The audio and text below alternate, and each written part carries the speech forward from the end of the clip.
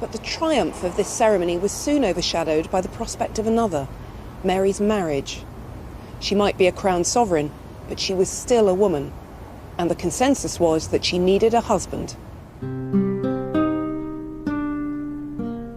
At the age of 17, Mary had been declared a bastard.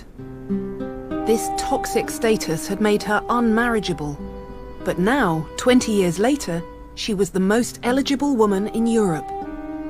And the question of Mary's marriage would dominate the first year of her reign.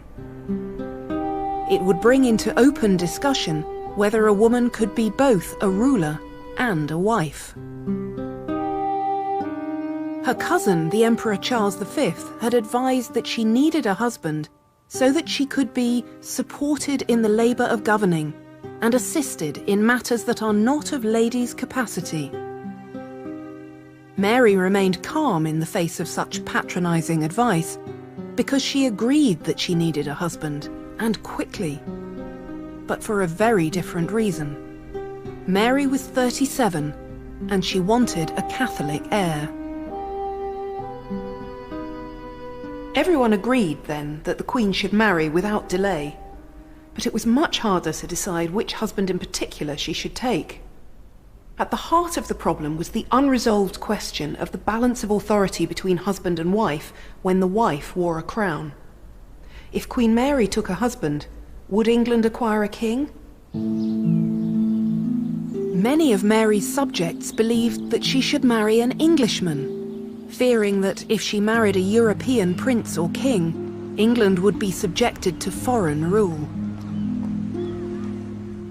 The leading candidate, qualified by his Catholic faith and his royal descent, was a nobleman named Edward Courtenay, Earl of Devon. Just a month after her coronation, in November 1553, a parliamentary delegation visited the Queen to tell her why Courtenay should be her husband. They lectured Mary at length about all the disadvantages, dangers and difficulties that could be imagined or dreamt of in the case of her choosing a foreign husband. Mary might kneel before her council when she chose, but if they thought she would simply do what she was told, they were very much mistaken. Parliament was not accustomed to use such language to the kings of England, she blazed back, nor was it suitable or respectful that they should do so.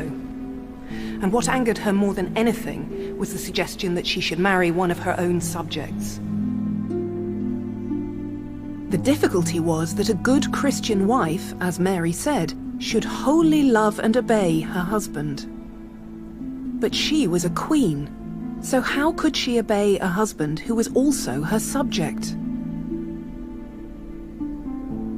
Her authority as a female sovereign could only be safeguarded, Mary believed, if she married a man whose status was the equal of her own, and that by definition meant that he couldn't be an Englishman.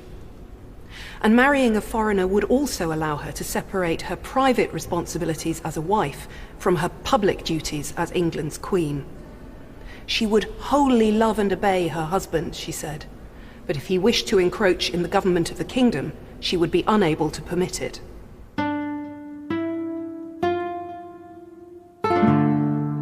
And Mary already had a suitable candidate in mind.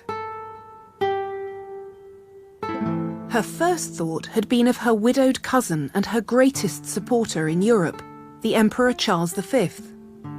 But he was 53, immobilized by gout, catarrh and hemorrhoids, and he had no appetite for another marriage.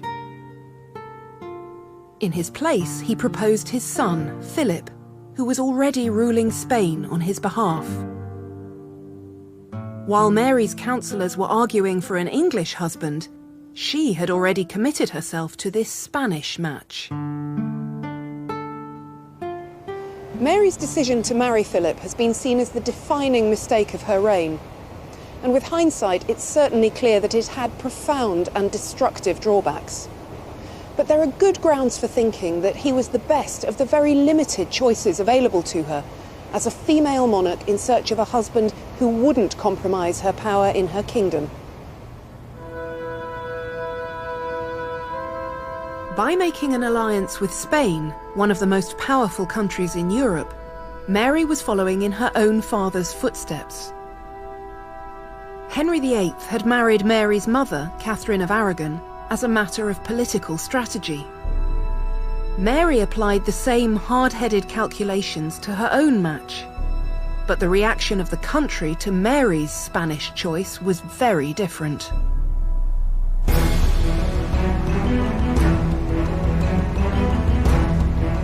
As soon as the news began to spread that the ruler of Spain was coming to England to marry the Queen, a plot was hatched to save England's autonomy by removing Mary from the throne.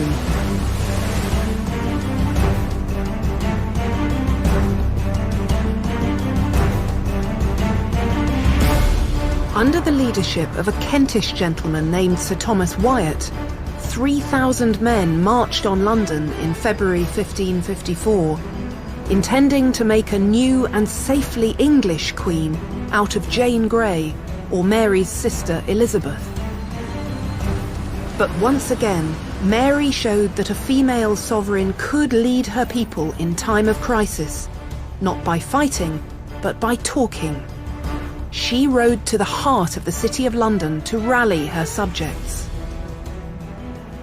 It was at London's Guildhall that Mary declared her dedication to her realm by playing on her double identity as a sovereign and a woman. She showed the people her coronation ring, signifying her marriage to her kingdom, which she told them never left her finger. And she wasn't only the wife, but the mother of the nation. She said, "If a prince and governor may as naturally and earnestly love her subjects as the mother does love the child, then assure yourselves that I, being your lady and mistress, do as earnestly and tenderly love and favour you." When the rebels finally arrived in London during the night of the 6th of February, the Queen stayed at Westminster, believing her capital would hold firm. And she was right. By morning, the rebellion had collapsed. It was a triumph for Mary, but a disaster for Jane Grey. Jane's very existence would always be a focus for Protestant opposition, and Mary reluctantly agreed to her execution. Less than a week later, Jane was led to the scaffold within the precincts of the Tower. With extraordinary composure, she admitted her fault in accepting the crown she had never wanted, before her head was severed from her body. The events of February 1554 were a dramatic demonstration of Mary's strengths and her vulnerabilities as queen. She'd seen off the rebels with a bravura display of her queenly authority. But the failure of the revolt didn't dispel fears that her idealised marriage to her kingdom might be compromised by her actual marriage to Philip of Spain. Fears or not, Mary was determined that the wedding should go ahead. On the 25th of July 1554, she and Philip were married with pomp and ceremony here at Winchester Cathedral. They appeared an odd couple. Philip was 27, elegantly dressed, lantern-jawed and utterly inscrutable. His bride was 11 years older, short and thin, her face lined with anxiety, an ambassador ungallantly reported.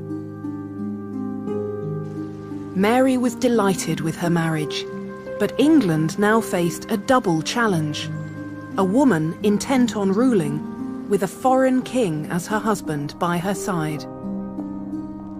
What would this mean for her kingdom? This Great Seal of 1554 brilliantly illustrates the complicated sexual politics of this royal relationship. The couple are on horseback, Mary riding ahead, holding a scepter and looking back at Philip on her left, the traditional position of a royal consort. So Mary is the dominant partner here, but Philip has a sword unsheathed in his hand. The vital function of king as warrior is one that she can't fulfill, so her husband is there to do it for her. But even this apparently neat division of labour was fraught with difficulties. If Philip were to lead his armies in England's defence, Would England be subjected to the military power of Spain? These difficulties and contradictions were so powerful that the treaty hammered out to set the terms of their marriage went to great lengths to prevent Philip from intervening in the government of England at all. England would take no part in his wars, Mary would not leave the country, and Philip would have no claim to the throne after her death. In effect, Philip would have the title of king in England, but none of the authority. Mary had got what she wanted. By marrying a foreigner, she kept all her power in England intact. And just 4 months later, there was another reason for her to be jubilant. On the 28th of November 1554, the news was made public that Mary was pregnant.